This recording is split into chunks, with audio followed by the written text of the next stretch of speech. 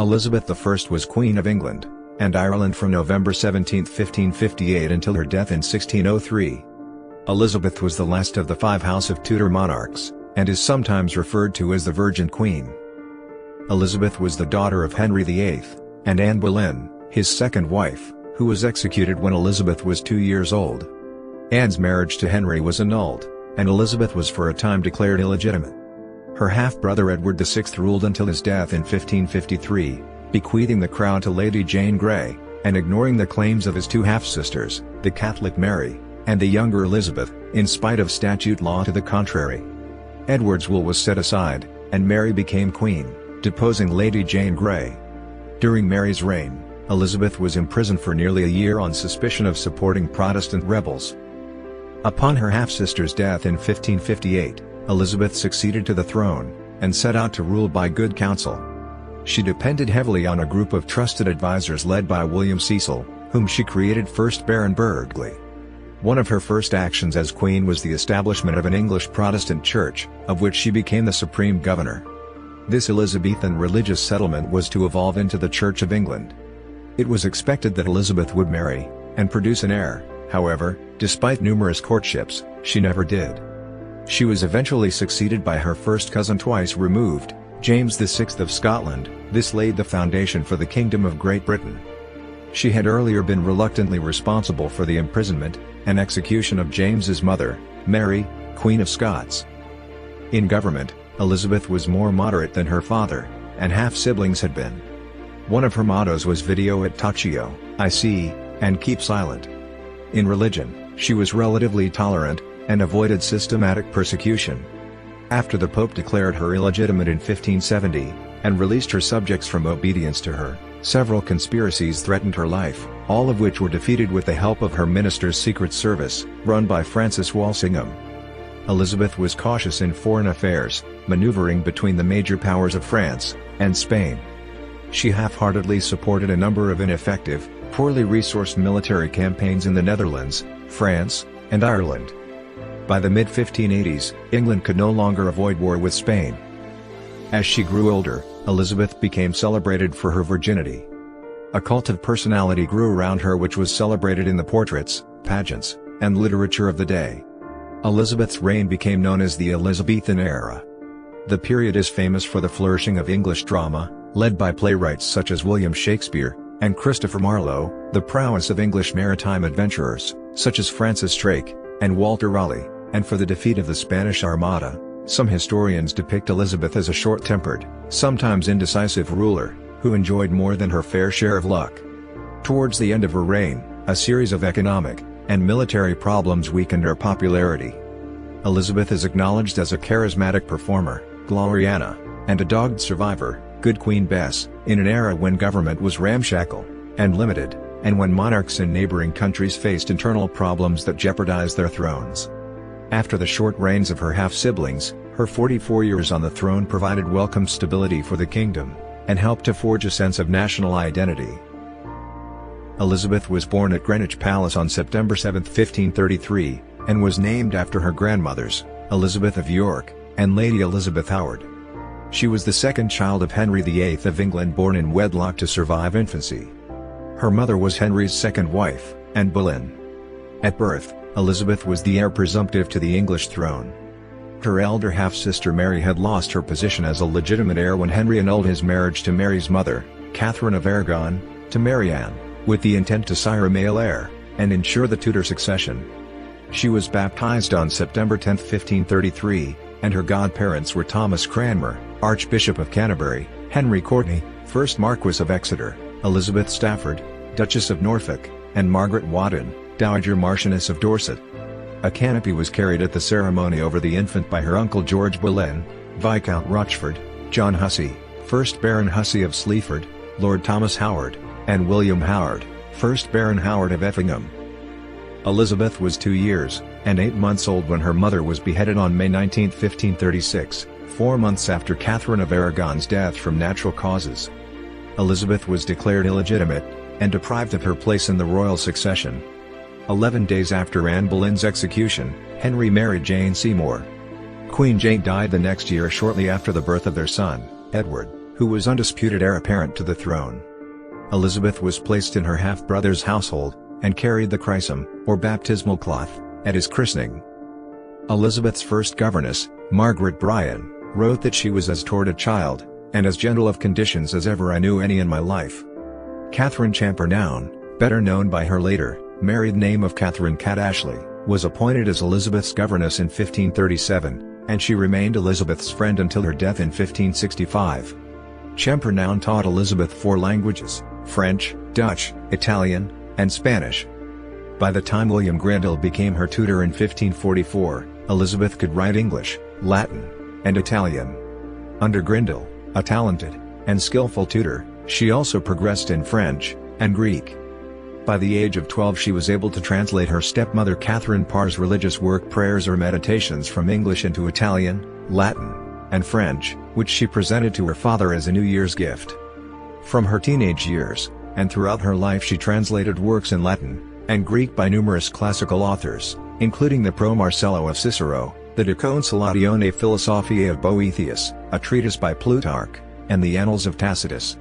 A translation of Tacitus from Lambeth Palace Library, one of only 4 surviving English translations from the early modern era, was confirmed as Elizabeth's own in 2019, after a detailed analysis of the handwriting and paper was undertaken. After Grendel died in 1548, Elizabeth received her education under her brother Edward's tutor, Roger Ascham, a sympathetic teacher who believed that learning should be engaging. Current knowledge of Elizabeth's schooling and precocity comes largely from Ascham's memoirs. By the time her formal education ended in 1550, Elizabeth was one of the best educated women of her generation. At the end of her life, she was believed to speak the Welsh, Cornish, Scottish, and Irish languages in addition to those mentioned above. The Venetian ambassador stated in 1603 that she possessed these languages so thoroughly that each appeared to be her native tongue. Historian Mark Stoyle suggests that she was probably taught Cornish by William Killigrew, groom of the Privy Chamber, and later Chamberlain of the Exchequer. Henry VIII died in 1547, and Elizabeth's half-brother, Edward VI, became king at the age of 9. Catherine Parr, Henry's widow, soon married Thomas Seymour, 1st Baron Seymour of Sudeley, Edward VI's uncle, and the brother of Lord Protector Edward Seymour, 1st Duke of Somerset. The couple took Elizabeth into their household at Chelsea. There Elizabeth experienced an emotional crisis that some historians believe affected her for the rest of her life. Thomas Seymour engaged in romps and horseplay with the 14-year-old Elizabeth, including entering her bedroom in his nightgown, tickling her, and slapping her on the buttocks. Elizabeth rose early, and surrounded herself with maids to avoid his unwelcome morning visits. Parr, rather than confront her husband over his inappropriate activities, joined in. Twice she accompanied him in tickling Elizabeth, and once held her while he cut her black gown into 1,000 pieces. However, after Parr discovered the pair in an embrace, she ended this state of affairs. In May 1548, Elizabeth was sent away. Thomas Seymour nevertheless continued scheming to control the royal family, and tried to have himself appointed the governor of the king's person. When Parr died after childbirth on September 5, 1548, he renewed his attentions towards Elizabeth, intent on marrying her. Her governess Cat Ashley, who was fond of Seymour, sought to convince Elizabeth to take him as her husband. She tried to convince Elizabeth to write to Seymour, and comfort him in his sorrow, but Elizabeth claimed that Thomas was not so saddened by her stepmother's death as to need comfort. In January 1549, Seymour was arrested, and imprisoned in the Tower on suspicion of conspiring to depose his brother Somerset as protector, marry Lady Jane Grey to King Edward VI, and take Elizabeth as his own wife. Elizabeth, living at Hatfield House, would admit nothing. Her stubbornness exasperated her interrogator, Sir Robert Tyrwhitt, who reported, "I do see it in her face that she is guilty." Seymour was beheaded on March 20, 1549. Edward VI died on July 6, 1553, aged 15. His will ignored the Succession to the Crown Act 1543, excluded both Mary and Elizabeth from the succession, and instead declared as his heir Lady Jane Grey, granddaughter of Henry VIII's younger sister Mary Tudor, Queen of France. Jane was proclaimed queen by the Privy Council, but her support quickly crumbled, and she was deposed after 9 days. On August 3, 1553, Mary rode triumphantly into London, with Elizabeth at her side.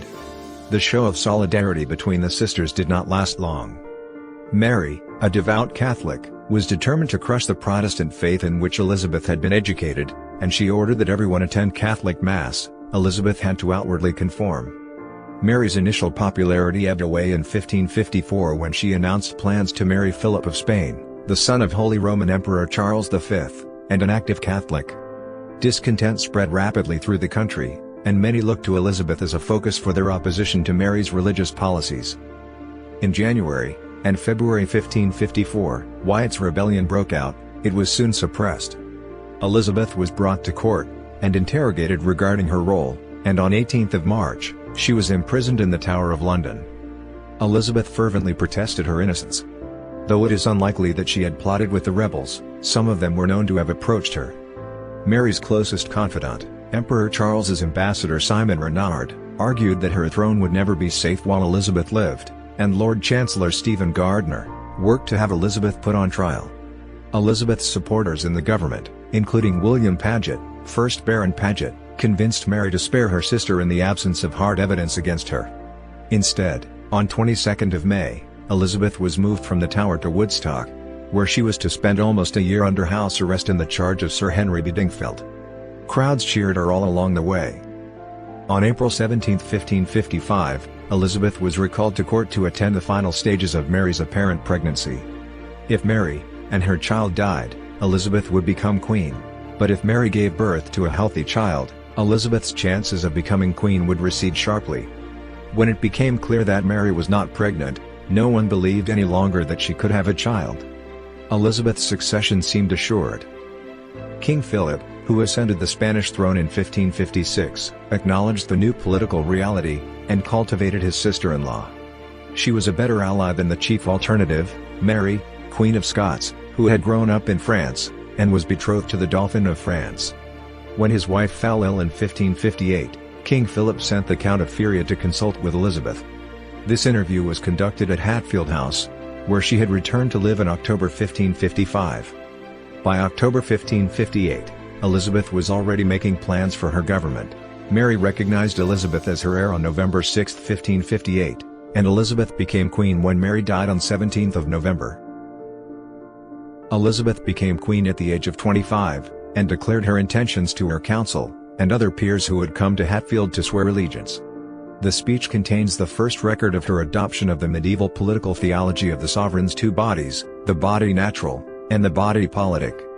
My lords, the law of nature moves me to sorrow for my sister, the burden that has fallen upon me makes me amazed, and yet, considering I am God's creature, ordained to obey his appointment, I will thereto yield, desiring from the bottom of my heart that I may have assistance of his grace to be the minister of his heavenly will in this office now committed to me. And as I am but one body naturally considered, though by his permission a body politic to govern, so shall I desire you all to be assistant to me, that I with my ruling, and you with your service may make a good account to Almighty God, and leave some comfort to our posterity on earth. I mean to direct all my actions by good advice and counsel. As her triumphal progress wound through the city on the eve of the coronation ceremony, she was welcomed wholeheartedly by the citizens, and greeted by orations and pageants, most with a strong Protestant flavor. Elizabeth's open and gracious responses endeared her to the spectators, who were wonderfully ravished. The following day, January 15, 1559, a date chosen by her astrologer John Dee, Elizabeth was crowned and anointed by Owen Oglethorpe, the Catholic Bishop of Carlisle, in Westminster Abbey. She was then presented for the people's acceptance, amidst a deafening noise of organs, fifes, trumpets, drums, and bells. Although Elizabeth was welcomed as Queen in England, the country was still in a state of anxiety over the perceived Catholic threat at home and overseas, as well as the choice of whom she would marry. Elizabeth's personal religious convictions have been much debated by scholars. She was a Protestant, but kept Catholic symbols, such as the crucifix, and downplayed the role of sermons in defiance of a key Protestant belief. Elizabeth and her advisors perceived the threat of a Catholic crusade against heretical England. The Queen therefore sought a Protestant solution that would not offend Catholics too greatly while addressing the desires of English Protestants, but she would not tolerate the Puritans, who were pushing for far-reaching reforms.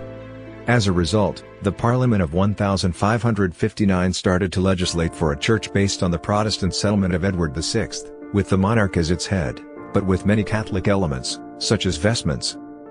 The House of Commons backed the proposals strongly, but the Bill of Supremacy met opposition in the House of Lords, particularly from the bishops. Elizabeth was fortunate that many bishoprics were vacant at the time, including the Archbishopric of Canterbury. This enabled supporters amongst peers to outvote the bishops, and conservative peers. Nevertheless, Elizabeth was forced to accept the title of Supreme Governor of the Church of England rather than the more contentious title of Supreme Head, which many thought unacceptable for a woman to bear. The new Act of Supremacy became law on May 8, 1559. All public officials were to swear an oath of loyalty to the monarch as the Supreme Governor or risk disqualification from office. The heresy laws were repealed, to avoid a repeat of the persecution of dissenters practiced by Mary. At the same time, a new Act of Uniformity was passed, which made attendance at church, and the use of an adapted version of the 1552 Book of Common Prayer compulsory, though the penalties for recusancy, or failure to attend, and conform, were not extreme. From the start of Elizabeth's reign it was expected that she would marry, and the question arose to whom. Although she received many offers, she never married, and remained childless. The reasons for this are not clear. Historians have speculated that Thomas Seymour had put her off sexual relationships. She considered several suitors until she was about 50. Her last courtship was with Francis, Duke of Anjou, 22 years her junior. While risking possible loss of power like her sister, who played into the hands of King Philip II of Spain, marriage offered the chance of an heir. However, the choice of a husband might also provoke political instability or even insurrection. In the spring of 1559, it became evident that Elizabeth was in love with her childhood friend Robert Dudley. It was said that his wife Amy was suffering from a malady in one of her breasts, and that the Queen would like to marry Robert if his wife should die. By the autumn of 1559, several foreign suitors were vying for Elizabeth's hand. Their impatient envoys engaged in ever more scandalous talk, and reported that a marriage with her favorite was not welcome in England. There is not a man who does not cry out on him, and her with indignation. She will marry none but the favored Robert. Amy Dudley died in September 1560, from a fall from a flight of stairs, and, despite the coroner's inquest finding of accident, many people suspected her husband of having arranged her death so that he could marry the Queen. Elizabeth seriously considered marrying Dudley for some time. However, William Cecil, Nicholas Throckmorton, and some conservative peers made their disapproval unmistakably clear. There were even rumors that the nobility would rise if the marriage took place. Among other marriage candidates being considered for the Queen, Robert Dudley continued to be regarded as a possible candidate for nearly another decade. Elizabeth was extremely jealous of his affections, even when she no longer meant to marry him herself. She raised Dudley to the peerage as Earl of Leicester in 1564. In 1578, he finally married Lettice Knollys, to whom the Queen reacted with repeated scenes of displeasure, and lifelong hatred. Still, Dudley always remained at the center of Elizabeth's emotional life, as historian Susan Duran has described the situation. He died shortly after the defeat of the Spanish Armada in 1588. After Elizabeth's own death, a note from him was found among her most personal belongings, marked his last letter in her handwriting. Marriage negotiations constituted a key element in Elizabeth's foreign policy. She turned down the hand of Philip, her half-sister's widower, early in 1559 but for several years entertained the proposal of King Eric XIV of Sweden. Earlier in Elizabeth's life a Danish match for her had been discussed. Henry VIII had proposed one with the Danish Prince Adolf, Duke of Holstein-Gottorp, in 1545, and Edward Seymour, Duke of Somerset, suggested a marriage with Prince Frederick, later Frederick II, several years later, but the negotiations had abated in 1551.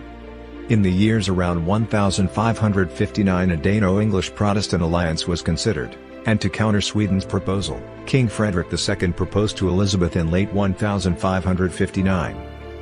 For several years she also seriously negotiated to marry Philip's cousin Charles II, Archduke of Austria. By 1569, relations with the Habsburgs had deteriorated. Elizabeth considered marriage to two French Valois princes in turn, first Henry, Duke of Anjou, and then from 1572 to 1581 his brother Francis, Duke of Anjou, formerly Duke of Alençon. This last proposal was tied to a planned alliance against Spanish control of the southern Netherlands. Elizabeth seems to have taken the courtship seriously for a time, and wore a frog-shaped earring that Francis had sent her. In 1563, Elizabeth told an imperial envoy, "If I follow the inclination of my nature, it is this, beggar woman, and single, far rather than queen," and married. Later in the year, following Elizabeth's illness with smallpox, the succession question became a heated issue in Parliament. Members urged the Queen to marry or nominate an heir, to prevent a civil war upon her death. She refused to do either. In April she prorogued the Parliament, which did not reconvene until she needed its support to raise taxes in 1566. Having previously promised to marry, she told an unruly house, "I will never break the word of a prince spoken in public place, for my honor's sake. And therefore I say again, I will marry as soon as I can conveniently, if God take not him away with whom I mind to marry, or myself, or else some other great let happen." By 1570, senior figures in the government privately accepted that Elizabeth would never marry or name a successor. William Cecil was already seeking solutions to the succession problem. For her failure to marry, Elizabeth was often accused of irresponsibility. Her silence, however, strengthened her own political security. She knew that if she named an heir, her throne would be vulnerable to a coup. She remembered the way that a second person, as I have been, had been used as the focus of plots against her predecessor. Elizabeth's unmarried status inspired a cult of virginity related to that of the Virgin Mary. In poetry and portraiture, she was depicted as a virgin, a goddess, or both, not as a normal woman. At first, only Elizabeth made a virtue of her ostensible virginity. In 1559, she told the Commons, "And, in the end, this shall be for me sufficient, that a marble stone shall declare that a queen, having reigned such a time, lived, and died a virgin." Later on, poets and writers took up the theme, and developed an iconography that exalted Elizabeth. Public tributes to the Virgin by 1578 acted as a coded assertion of opposition to the Queen's marriage negotiations with the Duke of Alençon.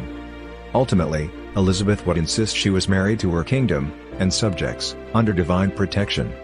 In 1599, she spoke of "all my husbands, my good people." This claim of virginity was not universally accepted. Catholics accused Elizabeth of engaging in filthy lust that symbolically defiled the nation along with her body. Henry IV of France said that one of the great questions of Europe was whether Queen Elizabeth was a maid or no. A central issue, when it comes to the question of Elizabeth's virginity, was whether the Queen ever consummated her love affair with Robert Dudley. In 1559, she had Dudley's bedchambers moved next to her own apartments. In 1561, she was mysteriously bedridden with an illness that caused her body to swell. In 1587, a young man calling himself Arthur Dudley was arrested on the coast of Spain under suspicion of being a spy. The man claimed to be the illegitimate son of Elizabeth, and Robert Dudley, with his age being consistent with birth during the 1561 illness. He was taken to Madrid for investigation, where he was examined by Francis Englefield, a Catholic aristocrat exiled to Spain, and secretary to King Philip II. 3 letters exist today describing the interview, detailing what Arthur proclaimed to be the story of his life, from birth in the royal palace to the time of his arrival in Spain. However, this failed to convince the Spanish. Englefield admitted to King Philip that Arthur's claim at present amounts to nothing, but suggested that he should not be allowed to get away, but kept very secure. The king agreed, and Arthur was never heard from again. Modern scholarship dismisses the story's basic premise as impossible, and asserts that Elizabeth's life was so closely observed by contemporaries that she could not have hidden a pregnancy. Elizabeth's first policy towards Scotland was to oppose the French presence there. She feared that the French planned to invade England, and put her Catholic cousin Mary, Queen of Scots, on the throne. Mary was considered by many to be the heir to the English crown, being the granddaughter of Henry VIII's elder sister, Margaret. Mary boasted being the nearest kinswoman she hath. Elizabeth was persuaded to send a force into Scotland to aid the Protestant rebels, and though the campaign was inept, the resulting Treaty of Edinburgh of July 1560 removed the French threat in the north. When Mary returned to Scotland in 1561 to take up the reins of power, the country had an established Protestant church, and was run by a council of Protestant nobles supported by Elizabeth. Mary refused to ratify the treaty. In 1563 Elizabeth proposed her own suitor, Robert Dudley, as a husband for Mary, without asking either of the two people concerned. Both proved unenthusiastic, and in 1565 Mary married Henry Stuart, Lord Darnley, who carried his own claim to the English throne. The marriage was the first of a series of errors of judgment by Mary that handed the victory to the Scottish Protestants, and to Elizabeth. Darnley quickly became unpopular, and was murdered in February 1567 by conspirators almost certainly led by James Hepburn, 4th Earl of Bothwell. Shortly afterwards, on May 15, 1567, Mary married Bothwell, arousing suspicions that she had been party to the murder of her husband. Elizabeth confronted Mary about the marriage, writing to her, "How could a worse choice be made for your honor than in such haste to marry such a subject, who besides other, and notorious lacks, public fame has charged with the murder of your late husband, besides the touching of yourself also in some part, though we trust in that behalf falsely." These events led rapidly to Mary's defeat, and imprisonment in Loch Leven Castle. The Scottish lords forced her to abdicate in favour of her son James VI, who had been born in June 1566. James was taken to Stirling Castle to be raised as a Protestant. Mary escaped from Loch Leven in 1568 but after another defeat fled across the border into England, where she had once been assured of support from Elizabeth. Elizabeth's first instinct was to restore her fellow monarch, but she, and her council instead chose to play safe. Rather than risk returning Mary to Scotland with an English army or sending her to France, and the Catholic enemies of England, they detained her in England, where she was imprisoned for the next 19 years. Mary was soon the focus for rebellion. In 1569 there was a major Catholic rising in the north. The goal was to free Mary, marry her to Thomas Howard, 4th Duke of Norfolk, and put her on the English throne. After the rebels' defeat, over 750 of them were executed on Elizabeth's orders. In the belief that the revolt had been successful, Pope Pius V issued a bull in 1570, titled Regnans in Excelsis, which declared Elizabeth, the pretended Queen of England, and the servant of crime to be excommunicated, and a heretic, releasing all her subjects from any allegiance to her. Catholics who obeyed her orders were threatened with excommunication. The papal bull provoked legislative initiatives against Catholics by Parliament, which were, however, mitigated by Elizabeth's intervention. In 1581, to convert English subjects to Catholicism with the intent to withdraw them from their allegiance to Elizabeth was made a treasonable offence, carrying the death penalty. From the 1570s, missionary priests from continental seminaries went to England secretly in the cause of the reconversion of England. Many suffered execution, engendering a cult of martyrdom. Regnans in Excelsis gave English Catholics a strong incentive to look to Mary as the legitimate sovereign of England. Mary may not have been told of every Catholic plot to put her on the English throne, but from the Ridolfi plot of 1571, which caused Mary's suitor, the Duke of Norfolk, to lose his head, to the Bebington plot of 1586, Elizabeth's spymaster Sir Francis Walsingham, and the Royal Council keenly assembled a case against her. At first, Elizabeth resisted calls for Mary's death. By late 1586, she had been persuaded to sanction Mary's trial, and execution on the evidence of letters written during the Babington plot. Elizabeth's proclamation of the sentence announced that the said Mary, pretending title to the same crown, had compassed, and imagined within the same realm diverse things tending to the hurt, death, and destruction of our royal person. On February 8, 1587, Mary was beheaded at Fotheringhay Castle, Northamptonshire. After the execution, Elizabeth claimed that she had not intended for the signed execution warrant to be dispatched, and blamed her secretary, William Davison, for implementing it without her knowledge. The sincerity of Elizabeth's remorse, and whether or not she wanted to delay the warrant, have been called into question both by her contemporaries, and later historians. Elizabeth's foreign policy was largely defensive. The exception was the English occupation of Le Havre from October 1562 to June 1563, which ended in failure when Elizabeth's Huguenot allies joined with the Catholics to retake the port. Elizabeth's intention had been to exchange Le Havre for Calais, lost to France in January 1558. Only through the activities of her fleets did Elizabeth pursue an aggressive policy. This paid off in the war against Spain, 80% of which was fought at sea. She knighted Francis Drake after his circumnavigation of the globe from 1577 to 1580, and he won fame for his raids on Spanish ports and fleets. An element of piracy and self-enrichment drove Elizabethan seafarers, over whom the Queen had little control. After the occupation and loss of Le Havre in 1562 to 1563, Elizabeth avoided military expeditions on the continent until 1585, when she sent an English army to aid the Protestant Dutch rebels against Philip II. This followed the deaths in 1584 of the Queen's allies William the Silent, Prince of Orange, and the Duke of Anjou, and the surrender of a series of Dutch towns to Alexander Farnese, Duke of Parma, Philip's governor of the Spanish Netherlands. In December 1584, an alliance between Philip II and the French Catholic League at Joinville undermined the ability of Anjou's brother, Henry III of France, to counter Spanish domination of the Netherlands. It also extended Spanish influence along the Channel coast of France, where the Catholic League was strong, and exposed England to invasion.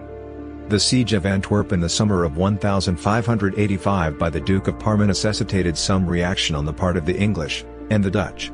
The outcome was the Treaty of Nonsuch of August 1585, in which Elizabeth promised military support to the Dutch. The treaty marked the beginning of the Anglo-Spanish War, which lasted until the Treaty of London in 1604. The expedition was led by Elizabeth's former suitor, the Earl of Leicester. Elizabeth from the start did not really back this course of action. Her strategy, to support the Dutch on the surface with an English army, while beginning secret peace talks with Spain within days of Leicester's arrival in Holland, had necessarily to be at odds with Leicester's, who wanted, and was expected by the Dutch to fight an active campaign. Elizabeth, on the other hand, wanted him to avoid at all costs any decisive action with the enemy. He enraged Elizabeth by accepting the post of Governor-General from the Dutch States General. Elizabeth saw this as a Dutch ploy to force her to accept sovereignty over the Netherlands, which so far she had always declined.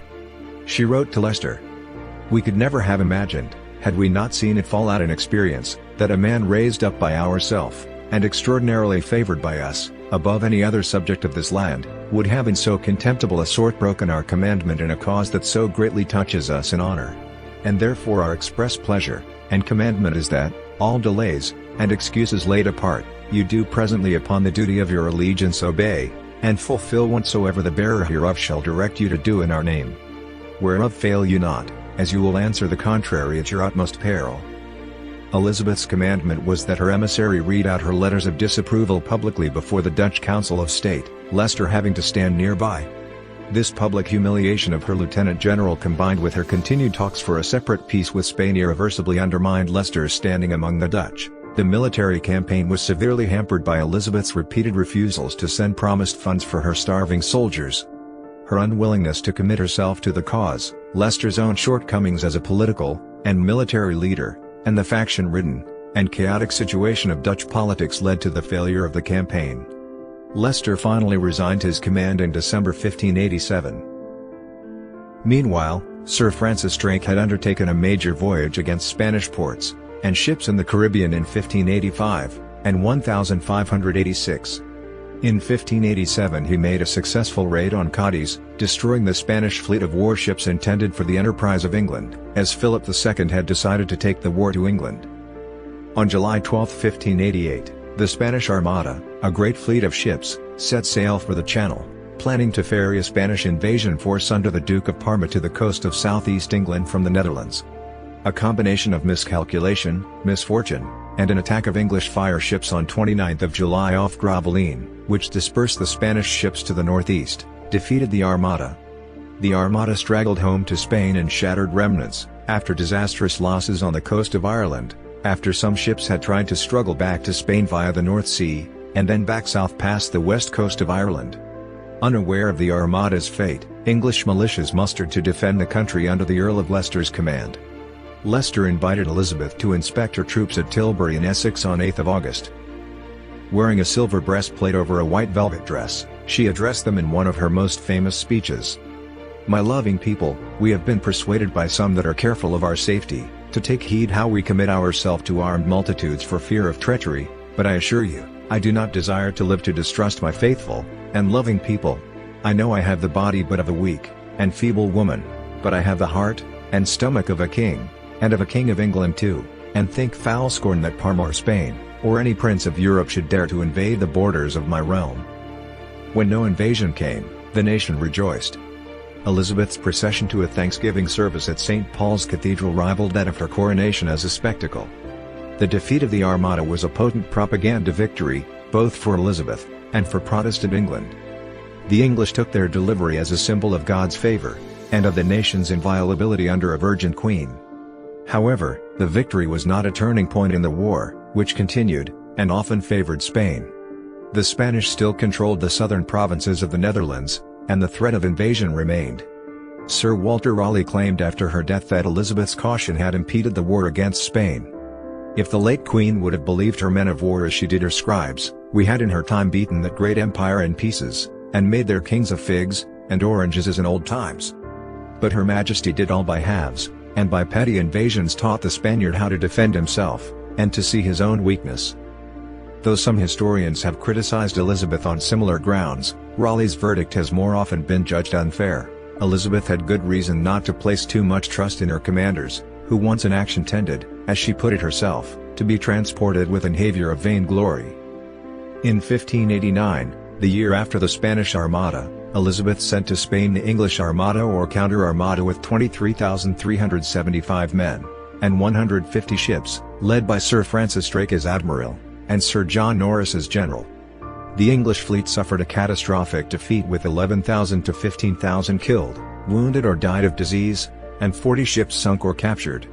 The advantage England had won upon the destruction of the Spanish Armada was lost, and the Spanish victory marked a revival of Philip II's naval power through the next decade. When the Protestant Henry IV inherited the French throne in 1589, Elizabeth sent him military support. It was her first venture into France since the retreat from Le Havre in 1563. Henry's succession was strongly contested by the Catholic League, and by Philip II, and Elizabeth feared a Spanish takeover of the Channel ports. The subsequent English campaigns in France, however, were disorganized, and ineffective. Peregrine Bertie, 13th Baron Willoughby Daresby, largely ignoring Elizabeth's orders, roamed northern France to little effect, with an army of 4,000 men. He withdrew in disarray in December 1589, having lost half his troops. In 1591, the campaign of John Norris, who led 3,000 men to Brittany, was even more of a disaster. As for all such expeditions, Elizabeth was unwilling to invest in the supplies and reinforcements requested by the commanders. Norris left for London to plead in person for more support. In his absence, a Catholic League army almost destroyed the remains of his army at Cron, northwest France, in May 1591. In July, Elizabeth sent out another force under Robert Devereux, 2nd Earl of Essex, to help Henry IV in besieging Rouen. The result was just as dismal. Essex accomplished nothing, and returned home in January 1592. Henry abandoned the siege in April. As usual, Elizabeth lacked control over her commanders once they were abroad. "Where he is, or what he doth, or what he is to do," she wrote of Essex, "we are ignorant." Although Ireland was one of her two kingdoms, Elizabeth faced a hostile, and in places virtually autonomous, Irish population that adhered to Catholicism, and was willing to defy her authority, and plot with her enemies. Her policy there was to grant land to her courtiers, and prevent the rebels from giving Spain a base from which to attack England. In the course of a series of uprisings, Crown forces pursued scorched earth tactics, burning the land, and slaughtering man, woman, and child. During a revolt in Munster led by Gerald Fitzgerald, 14th Earl of Desmond, in 1582, an estimated 30,000 Irish people starved to death. The poet and colonist Edmund Spenser wrote that the victims were brought to such wretchedness as that any stony heart would have rued the same. Elizabeth advised her commanders that the Irish, that rude and barbarous nation, be well treated, but she or her commanders showed no remorse when force and bloodshed served their authoritarian purpose. Between 1594 and 1603, Elizabeth faced her most severe test in Ireland during the 9 Years' War, a revolt that took place at the height of hostilities with Spain, who backed the rebel leader, Hugh O'Neill, Earl of Tyrone. In spring 1599, Elizabeth sent Robert Devereux, 2nd Earl of Essex, to put the revolt down. To her frustration, he made little progress, and returned to England in defiance of her orders.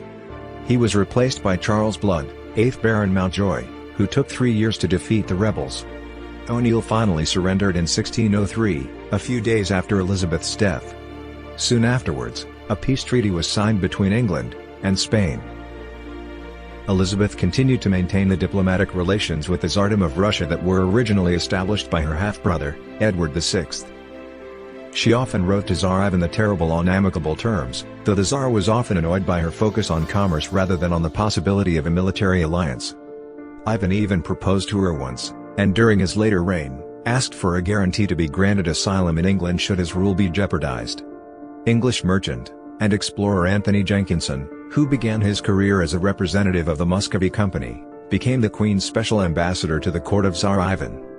Upon his death in 1584, Ivan was succeeded by his son Fyodor I. Unlike his father, Fyodor had no enthusiasm in maintaining exclusive trading rights with England. He declared his kingdom open to all foreigners, and dismissed the English ambassador Sir Jerome Bowes, whose pomposity had been tolerated by Ivan. Elizabeth sent a new ambassador, Giles Fletcher, to demand from the regent Boris Godunov that he convince the Tsar to reconsider. The negotiations failed, due to Fletcher addressing Fyodor with two of his many titles omitted. Elizabeth continued to appeal to Fyodor in half-appealing, half-reproachful letters. She proposed an alliance, something which she had refused to do when offered one by Fyodor's father, but was turned down. Trade and diplomatic relations developed between England and the Barbary States during the rule of Elizabeth. England established a trading relationship with Morocco in opposition to Spain, selling armor, ammunition, timber, and metal in exchange for Moroccan sugar, in spite of a papal ban. In 1600, Abd el-Wahid ben Messaoud, the principal secretary to the Moroccan ruler Moulay Ahmad al-Mansour, visited England as an ambassador to the English court, to negotiate an Anglo-Moroccan alliance against Spain. Elizabeth agreed to sell munitions supplies to Morocco, and she and Moulay Ahmad al-Mansour talked on and off about mounting a joint operation against the Spanish. Discussions, however, remained inconclusive, and both rulers died within 2 years of the embassy. Diplomatic relations were also established with the Ottoman Empire with the chartering of the Levant Company, and the dispatch of the first English ambassador to the Sublime Porte, William Harburn, in 1578. For the first time, a treaty of commerce was signed in 1580. Numerous envoys were dispatched in both directions, and epistolary exchanges occurred between Elizabeth and Sultan Murad III. In one correspondence, Murad entertained the notion that Islam and Protestantism had much more in common than either did with Roman Catholicism, as both rejected the worship of idols, and argued for an alliance between England and the Ottoman Empire. To the dismay of Catholic Europe, England exported tin and lead for cannon casting and ammunitions to the Ottoman Empire, and Elizabeth seriously discussed joint military operations with Murad III during the outbreak of war with Spain in 1585, as Francis Walsingham was lobbying for a direct Ottoman military involvement against the common Spanish enemy. In 1583, Sir Humphrey Gilbert sailed west to establish a colony in Newfoundland. He never returned to England. Gilbert's half-brother Sir Walter Raleigh explored the Atlantic coast, and claimed the territory of Virginia, perhaps named in honor of Elizabeth, the Virgin Queen. This territory was much larger than the present-day state of Virginia, extending from New England to the Carolinas. In 1585, Raleigh returned to Virginia with a small group of people. They landed on Roanoke Island, off present-day North Carolina. After the failure of the first colony, Raleigh recruited another group, and put John White in command. When Raleigh returned in 1590, there was no trace of the Roanoke colony he had left, but it was the first English settlement in North America. The East India Company was formed to trade in the Indian Ocean region, and China, and received its charter from Queen Elizabeth on December 31, 1600. For a period of 15 years, the company was awarded a monopoly on English trade with all countries east of the Cape of Good Hope, and west of the Straits of Magellan. Sir James Lancaster commanded the first expedition in 1601. The company eventually controlled half of world trade, and substantial territory in India in the 18th and 19th centuries. The period after the defeat of the Spanish Armada in 1588 brought new difficulties for Elizabeth that lasted until the end of her reign. The conflicts with Spain and in Ireland dragged on, the tax burden grew heavier, and the economy was hit by poor harvests and the cost of war. Prices rose, and the standard of living fell. During this time, repression of Catholics intensified, and Elizabeth authorized commissions in 1591 to interrogate and monitor Catholic householders. To maintain the illusion of peace and prosperity, she increasingly relied on internal spies and propaganda. In her last years, mounting criticism reflected a decline in the public's affection for her. One of the causes for the second reign of Elizabeth, as it is sometimes called, was the changed character of Elizabeth's governing body, the Privy Council in the 1590s. A new generation was in power.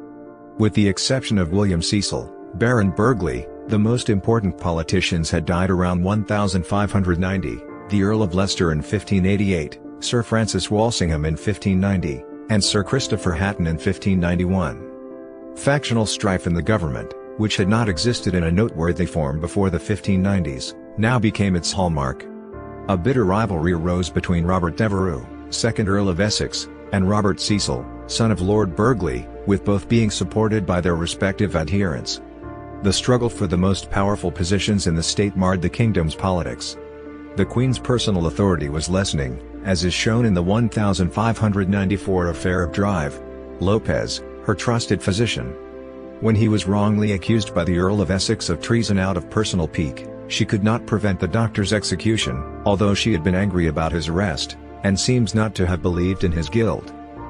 During the last years of her reign, Elizabeth came to rely on the granting of monopolies as a cost-free system of patronage, rather than asking Parliament for more subsidies in a time of war.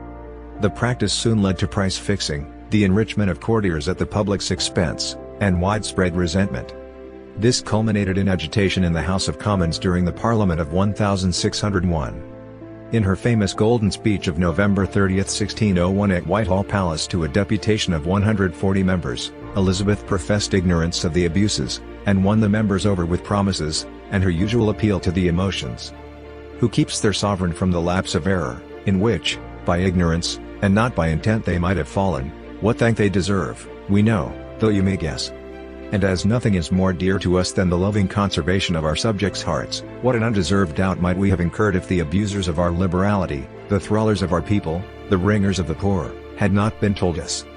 This same period of economic and political uncertainty, however, produced an unsurpassed literary flowering in England. The first signs of a new literary movement had appeared at the end of the second decade of Elizabeth's reign, with John Lyly's Euphues, and Edmund Spenser's The Shepherd's Calendar in 1578. During the 1590s, some of the great names of English literature entered their maturity, including William Shakespeare, and Christopher Marlowe. Continuing into the Jacobean era, the English theatre would reach its peak. The notion of a great Elizabethan era depends largely on the builders, dramatists, poets, and musicians who were active during Elizabeth's reign. They owed little directly to the Queen, who was never a major patron of the arts. As Elizabeth aged, her image gradually changed. She was portrayed as Balphoebe or Austraea, and after the Armada, as Gloriana, the eternally youthful fairy queen of Edmund Spenser's poem. Elizabeth gave Edmund Spenser a pension, as this was unusual for her. It indicates that she liked his work. Her painted portraits became less realistic, and more a set of enigmatic icons that made her look much younger than she was. In fact, her skin had been scarred by smallpox in 1562, leaving her half-bald, and dependent on wigs and cosmetics. Her love of sweets, and fear of dentists contributed to severe tooth decay, and loss to such an extent that foreign ambassadors had a hard time understanding her speech. André Eurydimus, ambassador extraordinary from Henry IV of France, reported an audience with the Queen, during which he noticed, her teeth are very yellow, and unequal, and on the left side less than on the right. Many of them are missing, so that one cannot understand her easily when she speaks quickly. Yet he added, her figure is fair, and tall, and graceful in whatever she does, so far as maybe she keeps her dignity, yet humbly, and graciously withal. Sir Walter Raleigh called her a lady whom time had surprised. The more Elizabeth's beauty faded, the more her courtiers praised it. Elizabeth was happy to play the part, but it is possible that in the last decade of her life she began to believe her own performance. She became fond and indulgent of the charming but petulant young Earl of Essex, who was Leicester's stepson, and took liberties with her for which she forgave him. She repeatedly appointed him to military posts despite his growing record of irresponsibility. After Essex's desertion of his command in Ireland in 1599, Elizabeth had him placed under house arrest, and the following year deprived him of his monopolies. In February 1601, Essex tried to raise a rebellion in London. He intended to seize the Queen, but few rallied to his support, and he was beheaded on 25th of February. Elizabeth knew that her own misjudgments were partly to blame for this turn of events. An observer wrote in 1602, "Her delight is to sit in the dark, and sometimes with shedding tears to bewail Essex." Elizabeth's senior advisor, Lord Burghley, died on August 4, 1598. His political mantle passed to his son Robert, who soon became the leader of the government.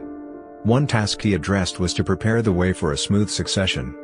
Since Elizabeth would never name her successor, Robert Cecil was obliged to proceed in secret. He therefore entered into a coded negotiation with James VI of Scotland, who had a strong but unrecognized claim. Cecil coached the impatient James to humor Elizabeth, and secured the heart of the highest, to whose sex and quality nothing is so improper as either needless expostulations or overmuch curiosity in her own actions. The advice worked. James's tone delighted Elizabeth, who responded, "So trust I that you will not doubt but that your last letters are so acceptably taken as my thanks cannot be lacking for the same, but yield them to you in grateful sort." In historian J. E. Neal's view, Elizabeth may not have declared her wishes openly to James, but she made them known with unmistakable if veiled phrases. The Queen's health remained fair until the autumn of 1602, when a series of deaths among her friends plunged her into a severe depression. In February 1603, the death of Catherine Carey, Countess of Nottingham, the niece of her cousin, and close friend Lady Knollys, came as a particular blow. In March, Elizabeth fell sick, and remained in a settled and unremovable melancholy, and sat motionless on a cushion for hours on end. When Robert Cecil told her that she must go to bed, she snapped, "Must is not a word to use to princes, little man." She died on March 24, 1603 at Richmond Palace, between 2 and 3 in the morning. A few hours later, Cecil and the council set their plans in motion, and proclaimed James King of England.